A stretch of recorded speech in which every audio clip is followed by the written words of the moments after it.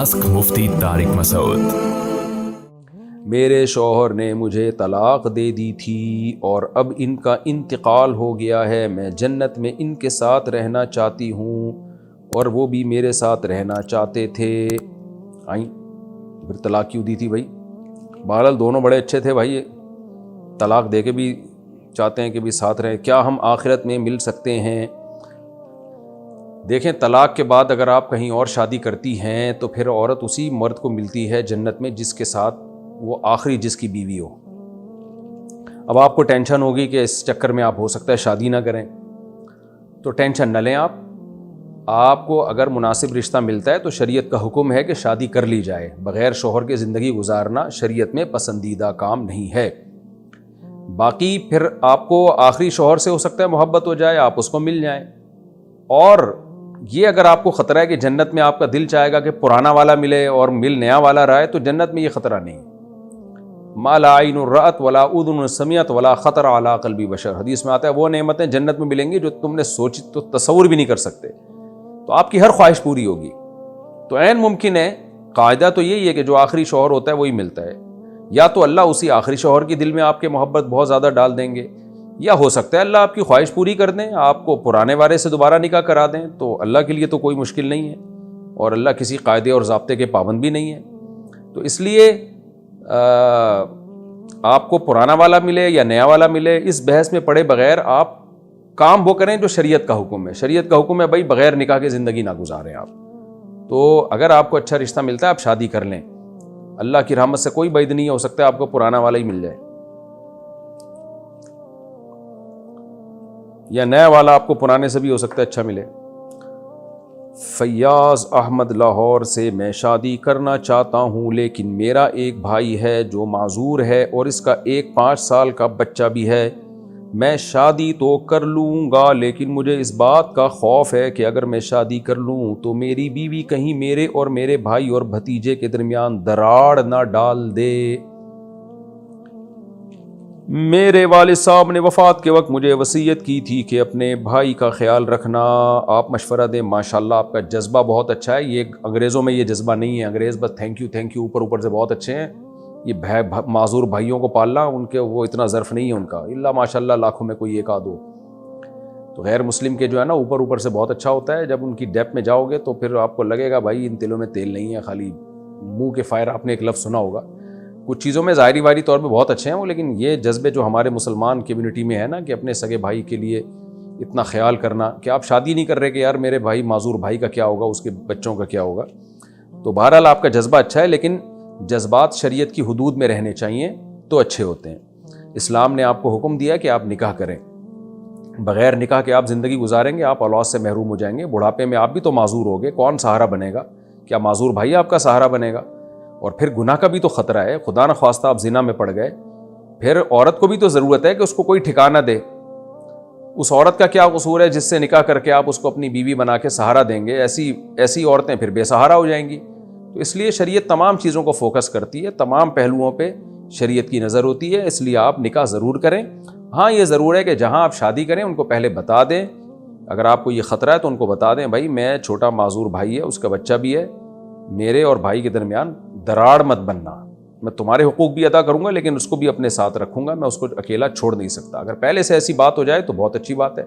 जाबिर बिन अब्दुल्लाह रज़ी अल्लाह तआला अन्हु ने, सहीह बुखारी में आता है, किसी तलाक याफ्ता या बेवा से शादी की थी।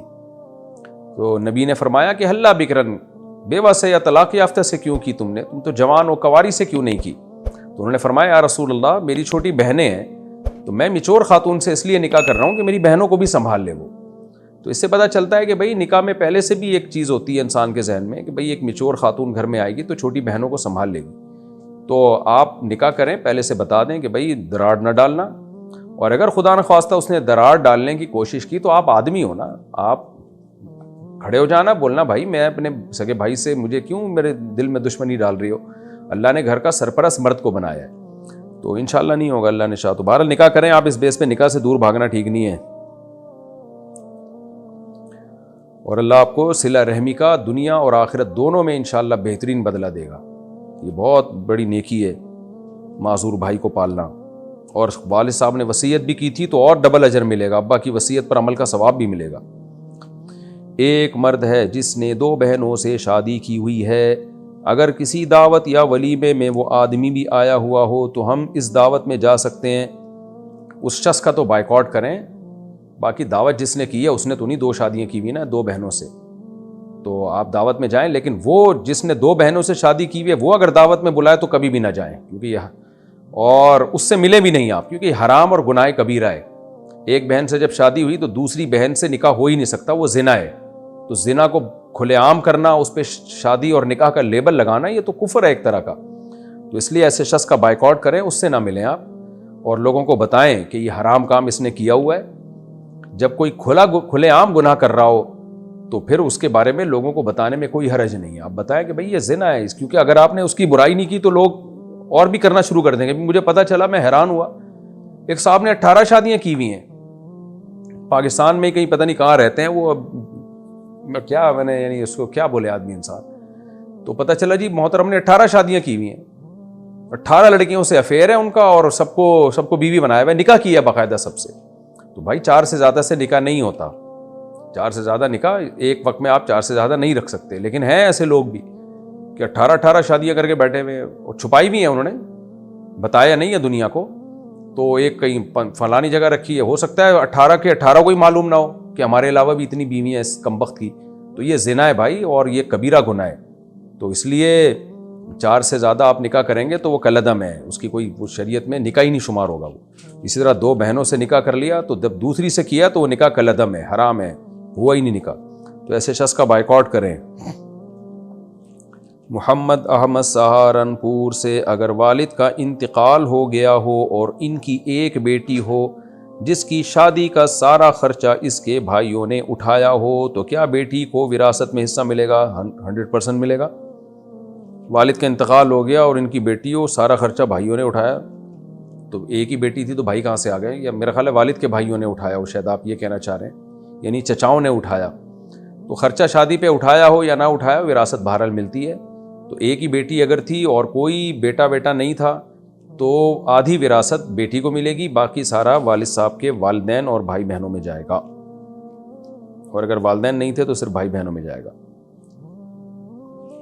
محمد احمد سہارنپور سے، اگر والد کا انتقال ہو گیا ہو اور ان کی ایک بیٹی ہو جس کی شادی کا یہ تو ہو گیا، اچھا اگر بیٹی کے ساتھ بھائی بھی تھے تو پھر بیٹی کو بھائیوں کی نسبت آدھا ملے گا، لیکن خلاصہ یہ نکلا کہ بیٹی کی شادی پہ جتنا بھی خرچہ کیا ہو وراثت میں اس کا حصہ کم نہیں ہوتا، خوب سمجھ لیں، وراثت بہرحال پوری دینی پڑتی ہے۔